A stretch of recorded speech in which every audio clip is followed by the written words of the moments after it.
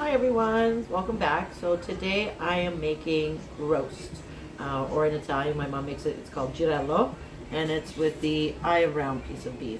So we're going to be slow simmering it over the stove in a pot with some liquids, and the first thing I'm going to do is brown it. So I've got my pot already heating up, and I'm going to add some olive oil, and we're just going to brown all sides of it.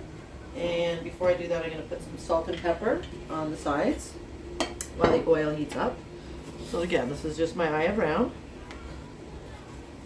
And I'm just going to season it with salt and then with pepper. Very simple for the start. The flavor is going to come from the sauce that we're going to be cooking it in, which is going to have some tomatoes, some beef broth. You could use wine. I don't have it. So again, use what you have. So I have beef broth, so that's what I'm going to use. And then I'm just going to take this. And again, it's just whatever size pot that you have that's going to work. You could use a bigger one if that's what you have. I have the perfect size for this piece of meat. And there we go. And you can hear that sizzle. So again, it's going to be maybe 2-3 minutes on all the sides. You even want to hold it on like the little side that may not stand up on its own. So that'll be a few minutes. And then once it's brown, I'm going to take it out, and then I'm going to add some mirepoix, which I'll let you know what that is, okay? Thanks.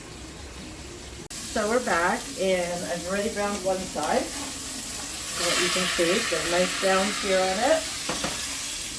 And then I've got my mirepoix almost ready, but to show you, so it's onions, celery, carrots. I had parsnips to use up. This is what a parsnip looks like. It's similar to a carrot. It's a root vegetable, but it's more in the family of a potato. If you wanted to use it as a puree, it's really good, or roasted. So again, I'm using what I have in my fridge.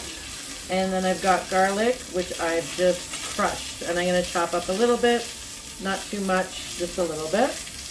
But so you can see everything is diced. So I'm going to finish dicing my celery. And again, you can do this while your meat is browning, right? So you get multitasking. That's what we like to do in kitchens. Again, just dicing my onion. I've got the rest here already. Okay, and again, don't worry about anything perfect.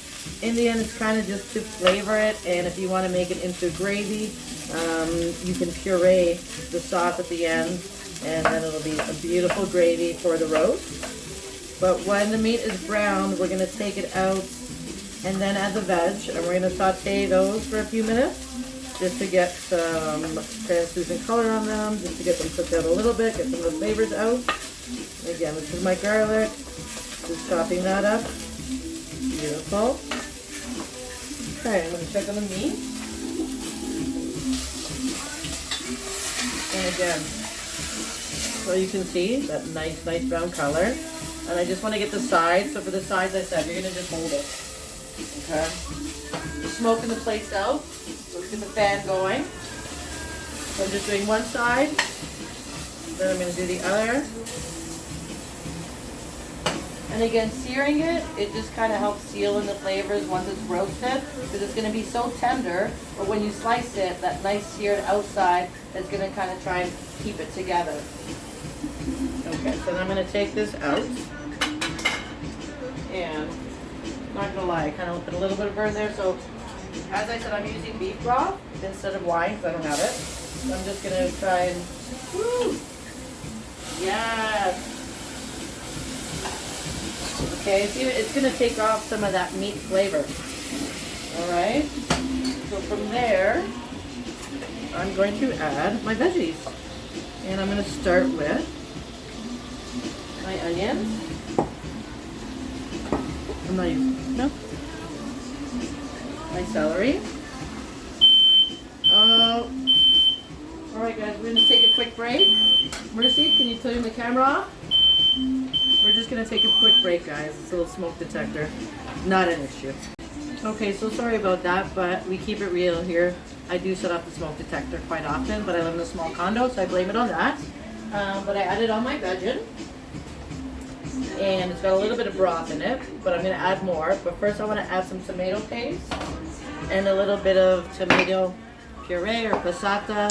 If you have crushed tomatoes, if you have fresh tomatoes, it's something that's going to add a liquid. So again, with the tomato paste, not even a teaspoon. we're just going to work that in. You're going to see it's going to add some nice color. Fresh herbs, you can use what you have, parsley, basil. I have rosemary and sage, fresh rosemary and sage that I've dried. So I'm going to put in pieces. I don't necessarily want to eat it, and then I can take it out in the sauce. The sage is what I grew in the summer, and then I dried it. So I'm going to put a few pieces of that. Again, mix that around.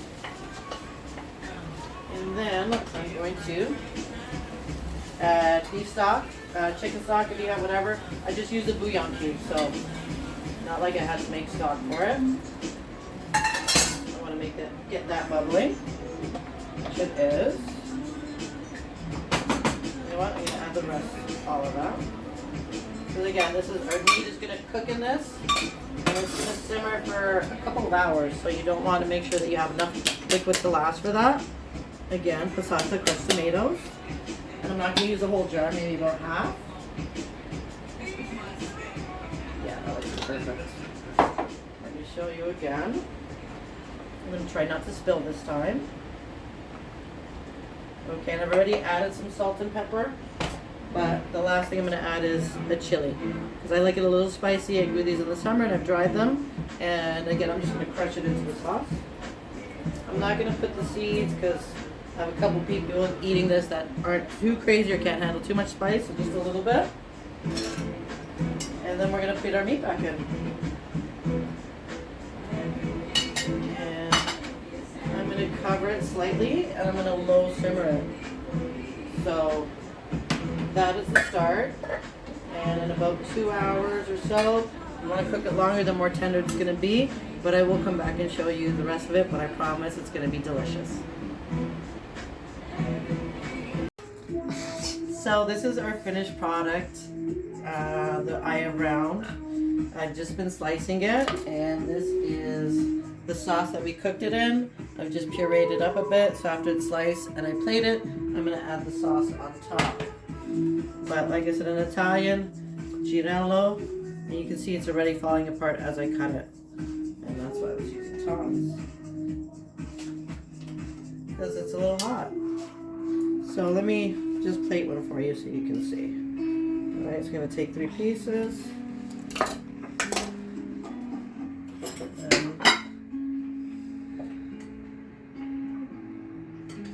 Look at that. I'm serving it with scalloped potatoes and broccoli, but you know that's going to be good. Girello. Girello. That by itself would have been Mama's fantastic. recipe.